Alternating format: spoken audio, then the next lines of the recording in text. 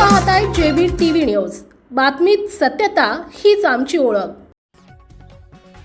शिवजयंती गस्तीत पोलिसांची धडक कारवाई। 781 बाटल्या विदेशी दारूसह 2,39,000चा मुद्देमाल जप्त। गुप्त माहिती ठरली अचूक। पोलीस निरीक्षक ज्ञानेश्वर वारेंची धडक कारवाई। लाखोंचा मुद्देमाल हस्तगत। धुळे जिल्ह्यातील शिंदखेडा पोलीस स्टेशन यांनी शिवजयंतीच्या पार्श्वभूमीवर सुरू असलेल्या विशेष गस्ती दरम्यान मोठी कामगिरी बजावत अवैध विदेशी दारू तस्करीचा डाव उधळून लावला।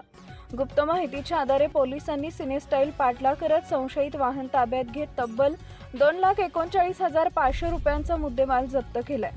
पोलीस निरीक्षक ज्ञानेश्वर वारे यांच्या मार्गदर्शनाखाली पथकानं अलाने फाट्यापुढे नाकाबंदी केली होती। त्यावेळी पांढऱ्या रंगाची स्विफ्ट कार संशयास्पदरित्या येताना दिसली। पोलिसांनी थांबण्याचा इशारा दिला असता चालकानं तो झुगारून वेगानं पळ काढला। यानंतर पोलिसांनी तात्काळ कारचा पाठलाग सुरू केला। शिरपूरहून चिमठाणे मार्गे गुजरात राज्यात जाणाऱ्या या वाहनाचा थरारक पाठलाग करत पोलिसांनी होळ गावाच्या रेल्वे गेटपर्यंत गाडी गाठली आणि अखेर वाहन अडवण्यात यश मिळवलं। संशयित कारची झडती घेतली असता 5 ट्रॅव्हलिंग बॅगमध्ये अत्यंत शिताफीनं लपवून ठेवलेल्या रॉयल स्पेशल प्रीमियर विस्कीच्या तब्बल 781 सीलबंद बाटल्या आढळून आल्या।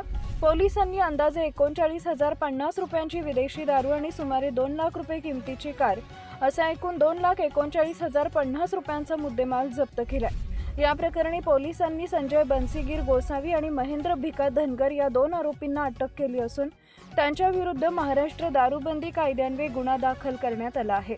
या कारवाईमुळे गुजरात राज्यात होणारी अवैध दारू तस्करी रोखण्यात पोलिसांना यश आलंय।